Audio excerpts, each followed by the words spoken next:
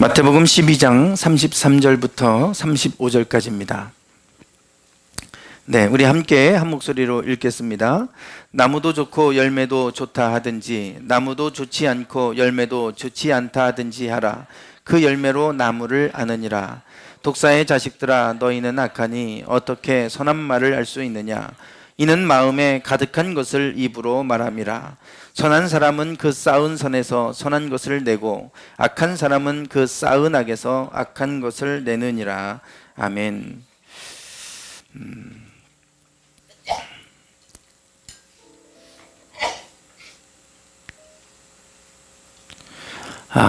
네. 요즘에 계속 뉴스나 또 인터넷 기사를 보게 되면 어금니 아빠로 알려진 저분에 관한 기사가 계속 올라옵니다.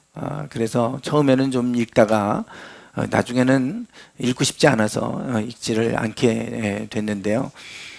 전 국민을 경악시켰다. 그래서 두 얼굴의 어금니 아빠 해서 이름하고 얼굴을 다 공개했습니다. 자기 친구, 자기 딸의 친구를 살해하고 그리고 시신을 유기하는 이제 그런 혐의로 인해서 이제 조사를 하다 보니까 조사하면 할수록 미스터리하다 이런 기사들이 올라왔었습니다. 그러더니 주중에는 좀 사이코패스적인 사람인 것 같다 이런 얘기들이 나오고 이제 가족사까지 이제 이렇게 공개가 됐습니다. 그의 의붓 아버지도 의붓 아버지였다고 그래요. 그래서 의붓 아버지 밑에서 컸고 그리고 그 의붓 아버지가 또 이 사람의 아내를 8년 동안 또 성폭행을 했다. 이런 기사까지 올라옵니다. 그래서 그 아내가 견디다 못해 의붓 시아버지를 고소했고 고소하고 조사 중에 결국 자살하는 이제 그런 일들이 있었고 그리고 나서 또 이제 그 후에 자기 딸의 친구를 또 살해하는 그래서 이제 그 딸의 친구를 성추행하고 그러고 나서 이제 살해했다 이런 기사까지 올라오는 것을 보게 됩니다. 이런 종류의 사건들을 우리가 보게 되면 대부분 그 가정사에 문제들이 있다라고 하는 것을 알 수가 있습니다. 그 가정이 얼마나 중요한가, 가정의 영향력, 얼마나 어떤 가정에서 컸느냐 이것이 그 사람의 인생에 아주 엄청난 영향을 끼치고 있다라고 하는 것을 단적으로 보여주는 사건이라고 생각이 됩니다. 그 의붓 아버지 밑에서 얼마나 많은 학대를 당해왔겠습니까? 그런데 본인도 똑같이 그런 행동들을 합니다. 그리고 의붓 시아버지가 이렇게 자기 며느리를 성폭행할 정도면 그 의붓 시아버지도 보통 사람이 아니겠죠. 그런데 그 아버지의 그 아들이라고 똑같이 저런 아주 사이코패스적인 그러한 행태를 보이는 이제 그런 모습을 지금 보여주고 있습니다. 이번 달 우리 주제가 열매로 그들을 알리니입니다. 열매. 지난주도 이 말씀을 제가 나눴죠. 열매를 보면 그 사람을 알 수 있다. 좋은 나무가 좋은 열매 맺고 못된 나무가 나쁜 열매를 맺습니다. 지극히 당연한 것입니다. 그래서 열매를 보면 그 나무가 어떤 나무인지 알 수 있다는 거예요. 사과가 열리면 사과나무죠. 그러니까 열매를 보면 그 나무가 어떤 나무인가라고 하는 것을 알 수 있다. 그런데 이 열매는 사실은 이 겉으로 드러나는 것입니다. 이 열매는 어떻게 맺혀지느냐? 쌓은 것에서부터 맺혀진다고 얘기하죠. 이게 이제 오늘 본문에 있는 말씀입니다. 선한 사람은 쌓은 선에서 선한 것을 내고 악한 사람은 쌓은 악에서 악한 것을 낸다 그랬어요. 쌓여진 것의 결과물이라는 겁니다. 열매는 마음에 악한 것이 쌓여져 있으면 악한 말이 나온다는 거죠. 마음에 가득한 것을 너희는 입으로 말함이니라 그렇게 말씀하면서 쌓은 것이 나오게 돼 있다는 겁니다. 그래서 무엇이 쌓여져 있는가라고 하는 것은 매우 중요한 일이죠. 그래서 지난주에 설교 제목이 무엇이 쌓여져 있습니까? 무엇을 쌓고 계십니까? 이게 이제 제목이었어요. 무엇을 쌓고 계십니까? 쌓은 것의 결과물이 열매입니다. 그런데 이제 우리가 한 발자국 더 나가서 그 쌓은 것이 우리의 인생에 분명히 열매로 나타나는 것은 분명합니다. 쌓여진 것이 나타나요. 그러나 그 쌓여진 것이 그 사람 개인에게 국한되지 않는다는 사실입니다. 자기 인생에 국한돼서 끝나면 나는 그렇게 쌓였으니까 내가 쌓은 만큼 그걸로 끝나면 되는데, 그런데 그걸로 끝나지 않는 게 문제입니다. 문제는 그것이 세대에서 세대로 이어지고 있다는 거예요. 아까 제가 이영학 씨 말씀을 드렸잖아요. 그 부모의 악한 것이 쌓여진 것이 자녀에게로 흘러간다는 데 문제가 있어요. 그 쌓은 것이 자기 인생에만 영향을 끼치고 끝나면 좋겠는데, 그게 아니라 그 쌓은 것은 그 가정의 자녀들에게로 세대에서 세대로 계속해서 쌓여진 것은 흘러갑니다. 문제는 여기에 있어요. 쌓여진 것은 자녀들에게 흘러가고 있다는 거예요. 그렇기 때문에 내가 지금 쌓은 것이 분명히 자녀들에게 흘러가고 있다면 우리가 무엇을 쌓아가야 되는가? 내가 쌓고 있는 것이 얼마나 중요한 것입니까? 그 열매는 3대, 4대 계속 흘러갑니다.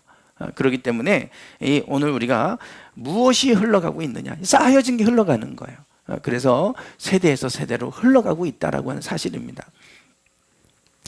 한동안 이 수저론, 한동안 금수저, 은수저, 동수저, 흑수저, 별수저가 다 있더라고요. 지금은 수저, 무슨 수저냐, 이거 한참 유행했던 말이죠. 지금도 이제 이런 말들을 씁니다. 이 수저 계급론, 수저론 기준표, 이렇게 나와 있더라고요. 인터넷에. 수저론 기준표가 이렇습니다. 금수저의 기준, 자산 20억 이상이 금수저 이상입니다. 그리고 은수저 기준, 자산 10억 이상 혹은 가구 연수입이 8천만 원 이상이 은수저. 금수저는 연수입이 2억 이상이에요. 연봉이 2억 이상, 이게 금수저. 동수저, 자산이 5억 이상이 기준이고 연수입은 5,500만 원 이상, 이게 동수저랍니다. 그리고 흑수저는 자산 5천만 원 미만, 가구 연수입은 2천만 원 이상, 그럼 흑수저. 어디에 속하십니까?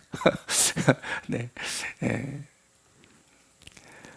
그래서 우리가 흑수저다, 금수저다 이런 얘기 많이 하잖아요. 이 얘기를 우리가 할 때는 세상이 너무 불공평하다는 얘기를 할 때 쓰는 거죠. 이건 좋은 의미로 안 쓰잖아요. 예전에 우리가 옛날 시대에는 신분 제도가 있어서 태어날 때부터 신분이 정해져 있었잖아요. 근데 지금도 그렇게 됐다는 겁니다. 지금도 이렇게 태어날 때부터 금수저를 물고 태어나는 사람이 있고 태어날 때부터 흑수저를 물고 태어나는 사람이 있다. 그러면 이 흑수저 출신이 금수저 되려면 지금은 어렵다는 거 아닙니까?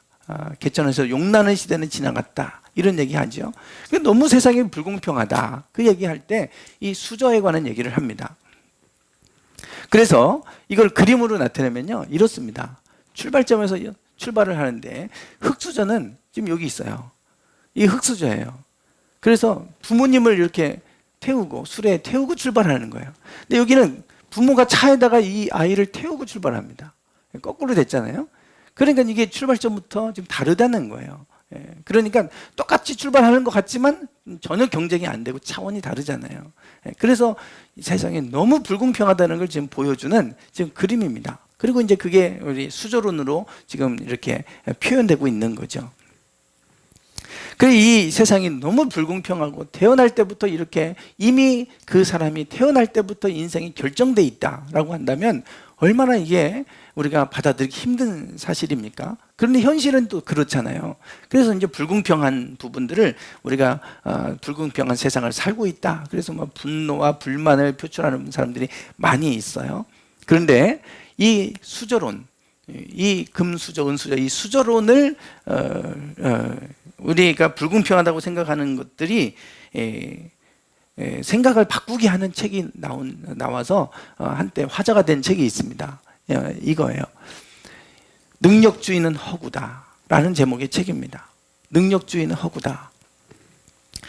이 책은 미국의 사회학자인 스티븐 맥나미라고 하는 분하고 또 미 노스캐롤라이나 대학의 교수인 로버트 밀러 주니어, 이 두 분이 공저로 쓴 책입니다. 이 책은 뭘 얘기하냐면 능력주의는 허구다 그러는데,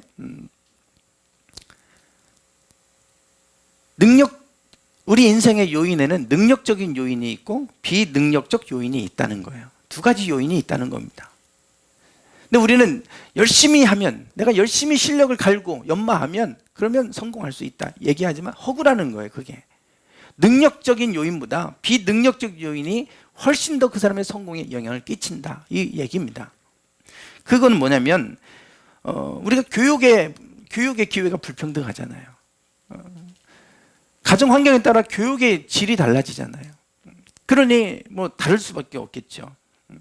또 뭐 사회적인 자본, 돈 자본이라든지 아니면 문화적 자본이나 부의 세습, 무형의 또 상속 자산 이런 것들. 그래서 어떤 분은 똑같이 장사하는데요, 부모로부터 3대 4대 기술을 전수받아서 하는 분들은요 너무 쉽게 장사를 하는 거예요. 옆에 띠울 석갈비, 지난번 우리 장로님이 며칠 전에 우리 지방에 장로님 한 분 오셨길래 제가 가서 식사 대접하면서 띠울 석갈비 가서 먹는데 꽉 차 있어요. 점심시간에. 장사 잘 되시네요.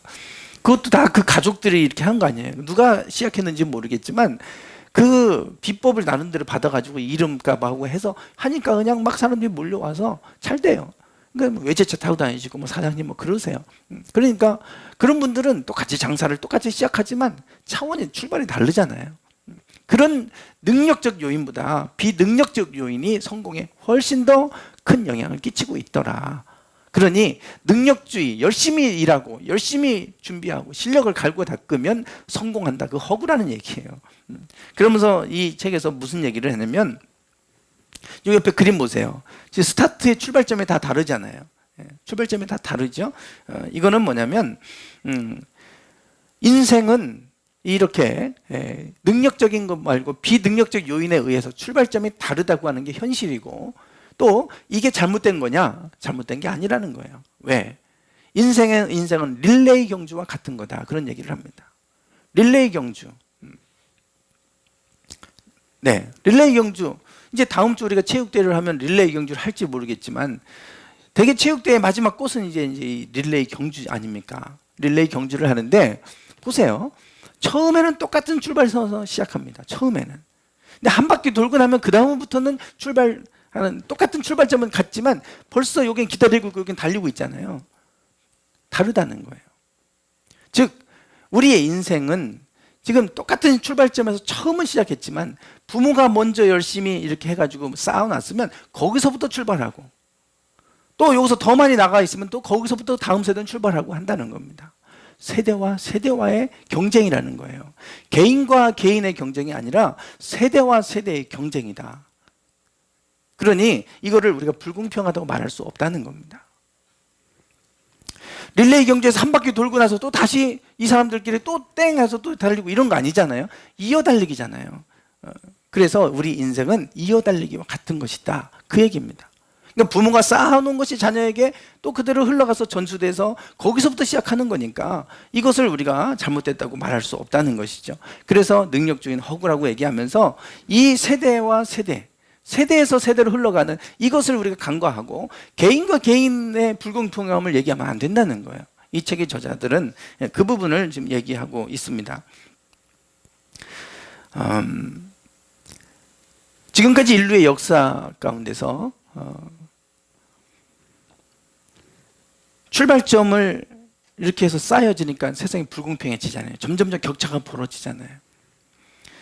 그러니까 그걸 싹 뒤집어 엎고 다시 시작하자. 그런 게 사회주의죠. 프롤레타리아 혁명을 일으켜서, 그래서 자본가들을 다 죽이고 그리고 다 뺏어버리고 다시 처음부터 시작했어요. 그런데 지금 와서 보세요. 어떤가? 북한 땅을 보십시오.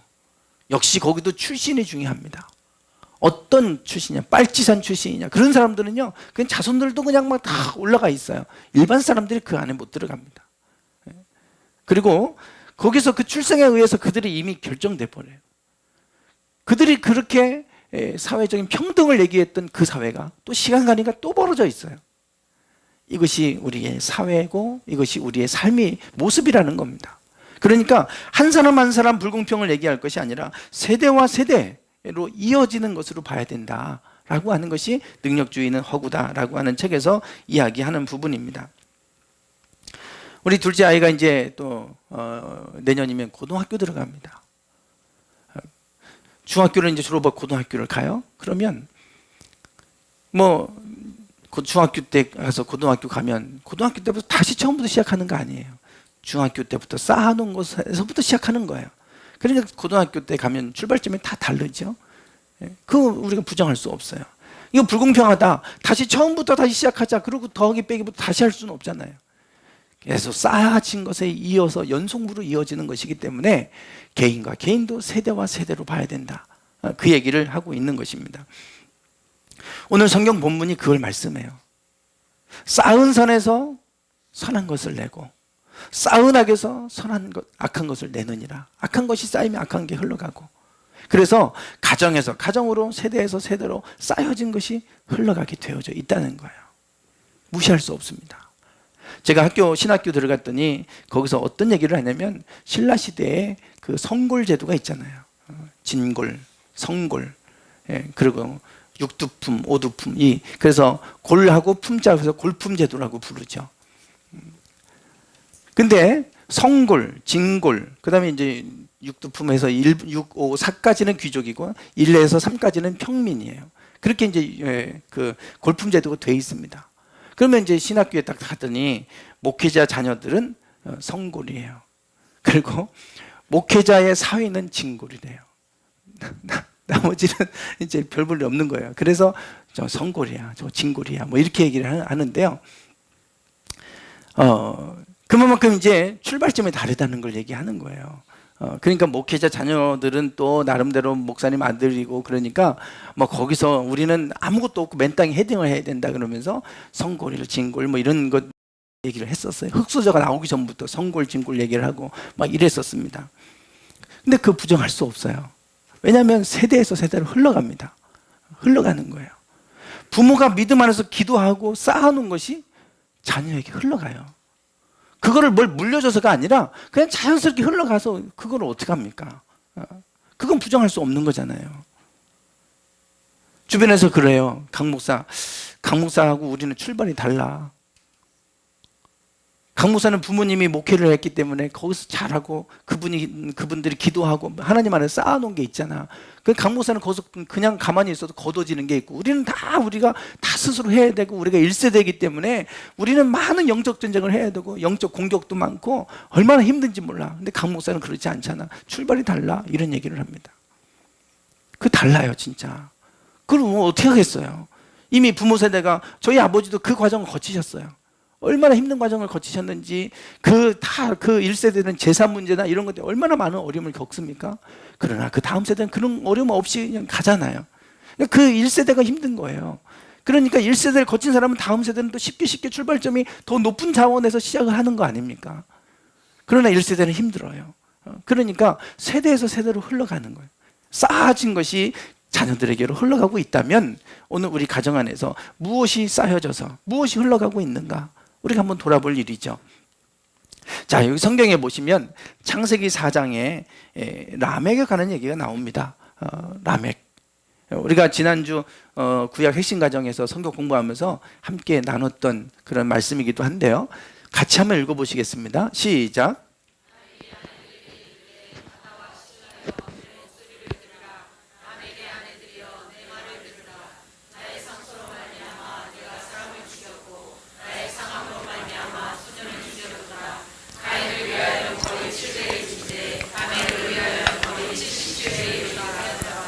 아멘. 네, 이 라멕에 관한 얘기가 나옵니다.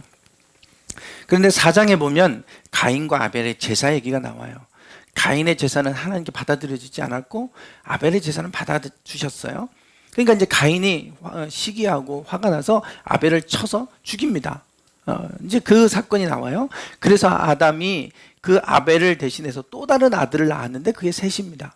그래서 아담, 가인, 셋, 이 두 족보로 이제 계보가 흘러가게 되죠. 이 4장 16절부터인가요? 거기서부터는 이제 가인의 족보가 나와요. 그래서 가인의 아들들이 쭉 나오다가 7번째 가면 라멕이라는 사람이 등장을 합니다. 그런데 라멕이 아내들에게 이렇게 얘기한다는 거예요. 아다와 실라요. 아내가 둘이었어요. 내 목소리를 들으라. 라멕의 아내들이여 내 말을 들으라. 나의 상처로 말미암아 내가 사람을 죽였고 나의 상함으로 말미암아 소년을 죽였도다. 가인이 아벨을 쳐서 최초로 살인을 했는데 그 가문에서 라멕이 나왔어요. 근데 라멕대로 가니까 자기가 상처를 입힌 사람들을 자기가 죽였다는 거예요. 그 소년을 죽였대요. 그러니까 이건 뭘 얘기하냐면 사람을, 생명을 경시하고 아주 쉽게 사람들을 막 죽이는 그런 무자비한 폭군이었다고 하는 걸 얘기하는 겁니다. 그래서 자기가 상함으로 말미암아 소년을 죽였다. 그리고 가인을 위해서 벌이 7배라면 라멕을 위해서는 벌이 77배 1이로다. 이렇게 얘기했다는 거예요.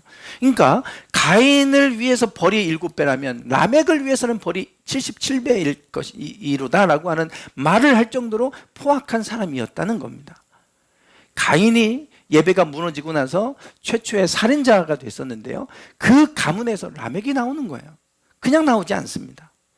점점 악해지더니요. 라멕과 같은 사람이 나오는 거예요. 갑자기 나오지 않아요. 자, 5장에 가면 세세족보가 나옵니다. 세세족보가 나오는데 거기에 에녹이 나오는데요. 한번 읽어볼까요? 시작.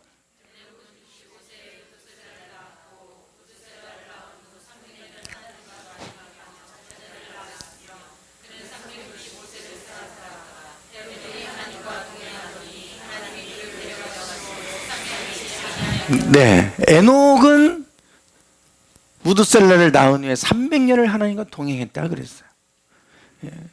그래서 하나님과 동행했더니 하나님이 그를 데려가셔서 세상에 있지 않았다. 하나님이 하늘로 데려가셨다. 그래서 죽음을 보지 않은 사람이라고 얘기합니다. 하나님 앞에 의로웠고 하나님과 늘 동행했던 사람 에녹이 바로 이 셋의 족보에서 나옵니다. 셋도 에노스를 낳고 그때 사람들이 비로소 여호와 이름을 불렀다 그랬는데 그 가문에서 에녹이 나오는 거지 갑자기 가인의 족보에서 에녹이 나오지 않습니다. 그 가문에서 에녹이 나왔어요. 자, 여기 보세요. 이게 지금 그 족보를 얘기하는데 이 라멕 얘기하고 가인의 족보는 더 이상 기록이 없습니다. 그러나 이제 아담으로부터 셋의 계보로 가면 노아까지 나와요. 노아까지.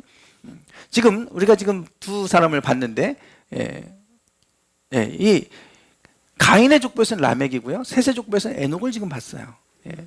지금 아담으로부터 하면 아담이 1대라고 하면요. 1, 2, 3, 4, 5, 6, 7. 그래서 7대라고 얘기하고요. 여기 에녹도 아담부터 1, 2, 3, 4, 5, 6, 7 이렇게 갑니다. 이 얘기는 뭐냐면 거의 같은 시대에 살았다는 걸 얘기하는 거예요. 지금 라멕과 에녹은 동시대를 살아가는데 전혀 극과 극의 삶을 살아갑니다.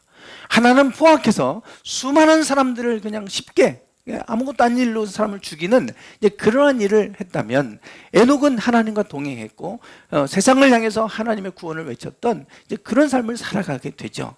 전혀 다른 사람들이 살아가게 되고 나오는데 이게 이 계보에서 나온다는 거예요. 가인의 최초의 살인자 계보에서 라멕이 나오고 그리고 하나님을 예배했던 이 셋의 계보에서 에녹이 나옵니다. 더 나아가 에녹으로부터 끝에 가면 노아가 나오죠. 노아는 성경에서 이렇게 얘기합니다. 노아는 의인이요 당대의 완전한 자라. 그는 하나님과 동행하였다. 모든 사람들이 하나님이 창조한 사람을 지면에서 쓸어버리되 사람으로부터 가축과 기는 것과 공중의 새까지 그리하느니 이는 내가 그것들을 지었음을 한탄함이니라. 하나님이 온 땅의 모든 사람들을 지었음을 한탄할 정도로, 그래서 세상을 내가 다 이 물로 심판하겠다고 할 정도로 세상의 모든 사람들이 악해져 있을 때 노아의 가족만 하나님 앞에 의인이었고 하나님과 동행하는 삶을 살았다. 심지어 당대에 완전했다라고까지 얘기를 합니다. 그래서 이 노아를 통해서 온 세상을 하나님 다시 구원하시지 않습니까? 이 노아가 바로 이 셋의 계보 에녹으로부터 그 흘러가는 그 거기서부터 노아가 등장하는 것을 볼 수가 있죠. 그러니까 그 세대에서 세대로 쌓여진 것들은 흘러가고 있는 것을 보여줍니다. 어떤 것이 흘러가고 있느냐? 그 살인이 흘러가는 곳에는 여전히 살인의 영들이 흘러가고 있어요. 그러나 하나님에서 거룩의 영이 흘러가고 있는 곳은 거룩함이 나타나지 않습니까? 세대에서 세대로 흘러가고 있다는 겁니다. 너무나 중요한 사실이죠. 여러분, 우리가 병원에 가면 건강진단을 하시잖아요. 뭐 2년에 한 번씩 건강진단을 받아야 된다. 그리고 또 이렇게 이제 정부에서도 이제 의료보험의 혜택을 받을 수 있도록 이제 해주지 않습니까? 건강검진을 받으러 가면 꼭 체크하고 하는 게 있잖아요. 가족력입니다. 가족력을 꼭 이렇게 체킹해요. 혹시 집안에 고혈압이 있던 사람이 있었나? 아니면 그 가족 안에 당뇨 아니면 암 이런 내력이 있는지 봅니다. 왜? 그게 유전되니까. 그게 흘러가니까 그 확인하는 거 아니에요. 왜냐하면 그런 집안에 그런 게 있었다면 본인에게도 언젠가 나타날 수 있는 가능성을 갖고 있기 때문에, 높은 가능성이 있기 때문에 체킹하는 거 아닙니까? 그러니까 그 사람들은 조심해야 된다는 거 아니에요? 그러니까 그 가족력을 조사를 합니다. 그게 이제 유전이에요, 유전. 그러니까 우리가 유전된다 그러면 자꾸 질병만 생각하잖아요. 여러분, 유전이라고 하는 이 유전의 정의를 브리테니커 사전은 이렇게 내리고 있습니다. 부모의 육체적, 정신적 특징 혹은 다른 특성이 유전인자를 통해 부모로부터 후손에게 전달되는 현상이라고 이렇게 정의가 되어 있어요. 즉, 우리가 주목해 보아야 될 거는 육체적인 것이 흘러간다는 건 우리가 알죠. 부모의 외형적인 것들이 자녀들에게 유전돼서 흘러가잖아요. 근데 문제는 정신적인 특징도 흘러간다는 거예요. 부모의 정신적인 특징이 자녀들에게 흘러간다는 거예요. 부모가 긍정적인 마음을 갖고 있다면, 마인드를 갖고 있다면 그것이 흘러가는 거고요. 영적인 믿음의 그러한 정신을 갖고 있다면 그게 흘러가는 거예요. 그것도 유전된다는 겁니다. 더 나아가 혹은 다른 특성이 유전인자를 통해서 흘러간다. 그러니까 유전이라는 건 질병만 흘러가는 게 아니라, 육체적인 것만 흘러가는 게 아니라 정신적이고 그 가정의 분위기, 환경 이런 것까지 다 흘러가고 있다는 겁니다. 그래서 우리가 가정 안에서 무엇이 쌓여져 가느냐가 중요한 거예요. 왜? 흘러가고 있으니까. 그게 유전되고 있으니까 그런 거죠. 네. 그래서 여러분, 가족 치료라는 말이 나왔어요. 심리학의 한 분야입니다. 심리학의 한 분야로 가족 치료라고 하는 그런 학문이 있어요. 이 가족 치료는 뭐냐? 3대의 가계도를 조사합니다. 가족 치료한다고 그럴 때 왜 이 사람이 문제일까? 이 사람만 자꾸 고치려고 다 잘 안 고쳐져요. 또 왜 그럴까? 보니까 이게 그 가족마다 그 대대로 내려오는 게 있더라 이거예요. 그 가족 치료가 되지 않으면 그 한 사람의 문제만 갖고 접근해갖고 안 되더라 이거예요. 그래서 가족 치료란 말이 나왔는데 3대의 가계도를 조사하는 겁니다. 그리고 3대 이상의 가계에 전수되고 있는 게 뭔가, 이 사람이 아니라 그 위에 또 그 위에 계속해서 전수되어 온 게 뭔가, 이거를 조사해 보는 거예요. 그 원인을 분석하고 그 근원적인 것을 치료하는 겁니다. 아까 그 어금니 아빠의 아버지가 성폭행하고 뭐 이런 것들이요 똑같이 나타나잖아요. 그러면 그 윗대로 가면 또 있을 거예요. 그런 것들이 계속 전 세대에서 세대로 흘러가고 있어서 나타나는 현상이지, 그 한 사람만 봐가지고는 이해할 수 없는 겁니다. 그래서 가계를 조사해 봐야 된다는 거예요. 이게 가족 치료입니다. 그만큼 가계에서 가계로 흘러가고 있다라고 하는 것은 매우 중요한 일이죠. 성경에도 보면 아주 재미있는 얘기가 나와요. 아브라함이 애굽 기근이 돼서 아브라함이 애굽 땅에 갔을 때 그 아내를 누구라고 했습니까?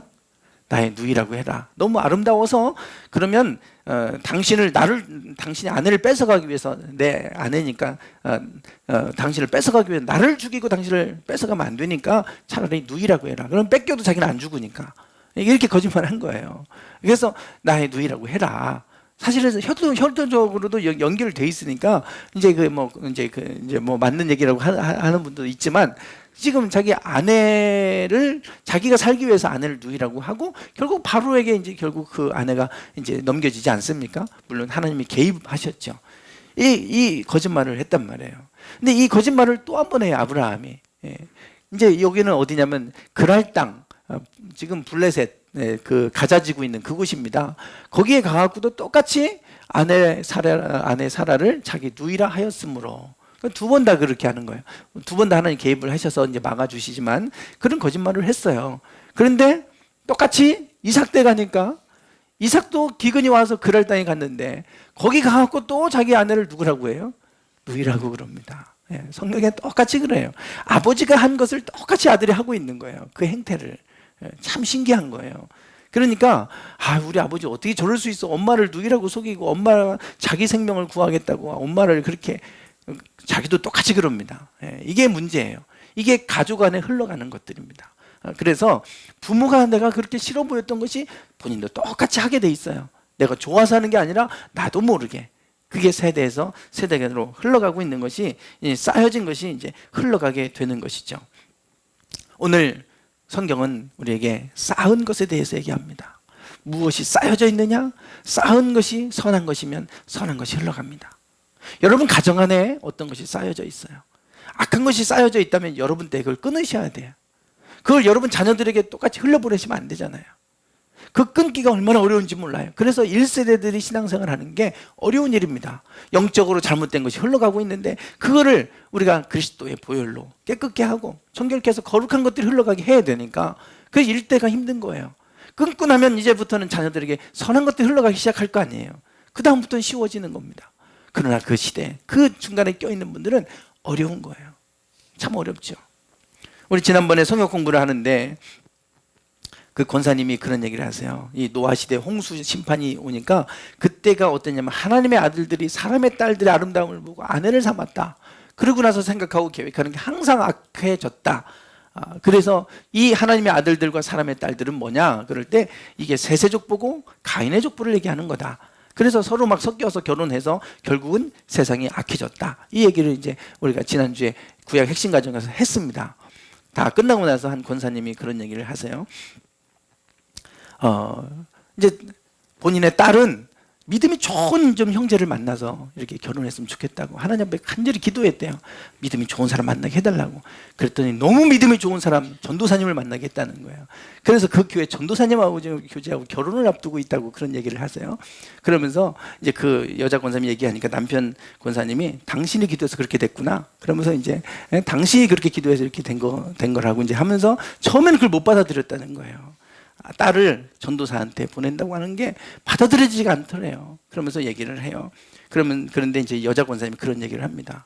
본인은 다 믿는 사람하고 결혼하면 안 믿는 사람은 누가 구원하냐. 사명감을 갖고 안 믿는 남편하고 결혼을 했대요. 그러고 보니까 너무 힘들었다는 거예요. 그 안 믿는 남편하고 지금은 이제 그 두 분 다 권사님 됐으니까 지금은 같이 성경 공부도 하시고 좋은데 그렇게 오기까지 안 믿는 남편 데리고 살면서 믿음 안에서 이 가정을 세워가려고 하는데 너무 힘든 시간이 있었다. 그러니 좀 믿음이 좋은 남편을 만나게 해달라고 기도를 하셨다는 겁니다. 그러니까 사명감을 가지고 내가 이 사람을 내가 전도해야지 해서 이 끌어간다는 게 쉬운 일이 아니죠. 그게 어려운 일이에요. 그렇지만 그 다음부터 내가 그런 가정을 만들면 그 다음 자녀들부터는 쉬워져요. 그 다음부터. 그래서 이게 쌓는 게 참 어렵습니다. 쌓아가는 거. 그러니까 여러분 때 선한 것들이 쌓여지기 원합니다. 반드시 좋은 것들을 쌓아 놓으셨다면, 영적인 믿음의 열매들을 쌓아 놓으셨다면 자녀들에게 믿음은 흘러가게 돼 있어요. 여러분의 기도는 흘러가게 돼 있습니다. 절대 헛되지 않아요. 쌓아진 것은 흘러갑니다. 그래서 여러분 무엇이 쌓여져 있는가? 악한 것들이 쌓여져 있으면 그걸로 끝나지 않습니다. 자녀들은 더 악한 열매를 맺게 돼 있어요. 여러분 안에서 악한 것이 흘러가지 않도록 여러분 그것이 흘러왔다면, 부모님으로부터 흘러왔다면 여러분 때 그걸 끊으셔야 돼요. 그리고 선한 것이 흘러가도록 그렇게 되어지길 원합니다. 그래서 여러분들이 여러분의 가정 안에 세대에서 세대로 선한 것이 흘러가고 거룩한 것이 흘러갈 수 있도록 여러분들 안에서 그러한 좋은 열매들이 여러분에게 더 쌓여져서 좋은 것이 흘러가는 은혜로운 복된 가정 되기를 주님의 이름으로 축원합니다. 기도하겠습니다.